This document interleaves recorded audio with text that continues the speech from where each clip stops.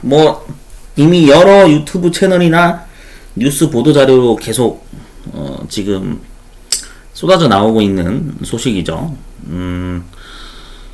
통신설비 유지보수 관리자 선임과 관련해서 지금 이제 보도 자료가 4월 16일 날 하나 올라온 게 있는데 한번 전자신문 기사 읽어보겠습니다.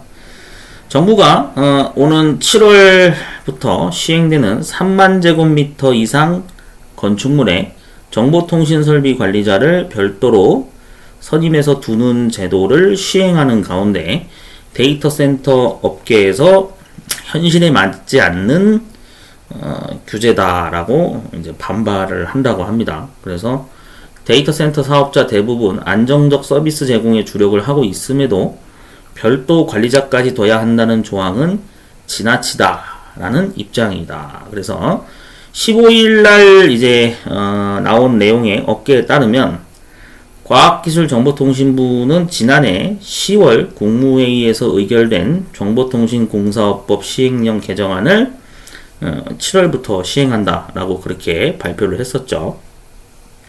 그래서 이 개정안에는 이제 건축물에 설치된 통신설비의 소유자 또는 관리 주체는 전문가인 정보통신설비 유지보수 관리자를 선임 또는 업체에 위탁 계약을 맺어야 한다 라는 조항이 신설됐죠.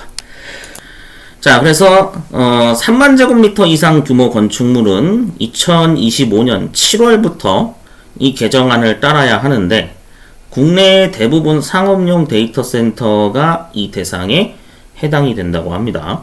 그래서 정부는 건축물 내 방송통신 설비, 인터넷 설비 등 다양한 정보통신 설비가 설치돼서 운영되고 있으나 소방 전기 설비와는 달리 유지보수 책임에 대한 법적 근거가 현재 부재하고 그에 따라 고장 설비 방치 및 훼손 등 관리 미흡 문제가 제기됐다며 법안 개정 배경을 설명을 했다.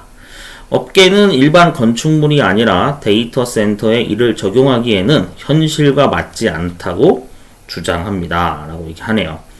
그래서 업계 관계자의 말에 따르면 해당 법안은 건축물 화재 등이 발생했을 경우 통신 설비에 대한 대비가 부족해 이를 방지하자는 차원인데 데이터 센터는 이미 전문가들이 상주하거나 원격에서 365일 24시간 관리를 하고 있다고 말했다. 개정안에 따르면 데이터 센터 규모에 해당하는 3만 제곱미터 이상 건축물에는 특급 기술자 1명을 관리자로 선임해야 되고 일정 시간, 그래서 20시간 이상 별도 교육을 이수해야 한다라고 이렇게 현재 법에 명시가 되어 있죠.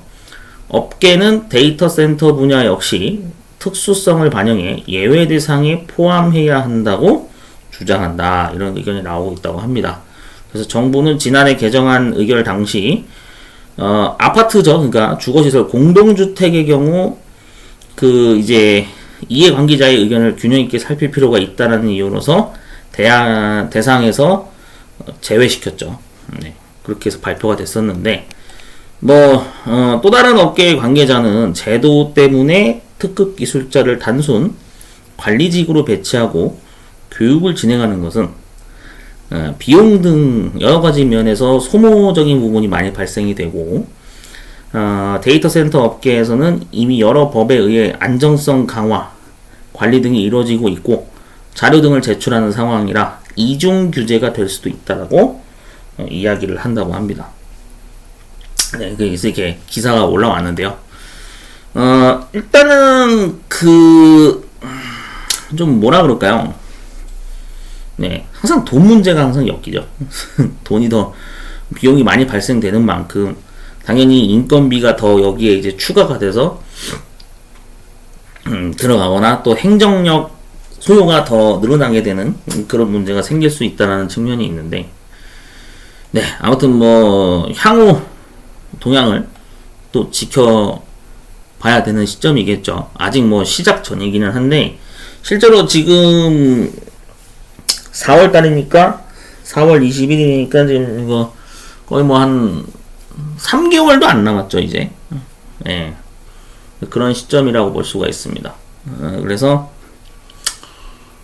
향후 또 뉴스 기사가 뜨는 게 있으면, 한번, 이렇게, 뉴스 기사를 좀, 스크랩을 해보거나, 좀 둘러보면서, 예, 이슈사항이 있는 거 있으면은 유튜브에 자주 업로드를 하도록 하겠습니다. 생각이라는 거는 다 사람마다 각자 뭐 찬성 반대 의견이 항상 있는 거니까요. 법적인 부분에 있어서 그런 건 자유롭게 또 의논할 수 있는 거고, 서로 다른 사람의 의견을 또 배려하고 그래야 되겠죠. 뭐 여기다 막 댓글 막 달아서 막 싸우고 그러시면 안 됩니다. 저는 그냥 뉴스 기사 나온 거 읽은 거밖에 없어요.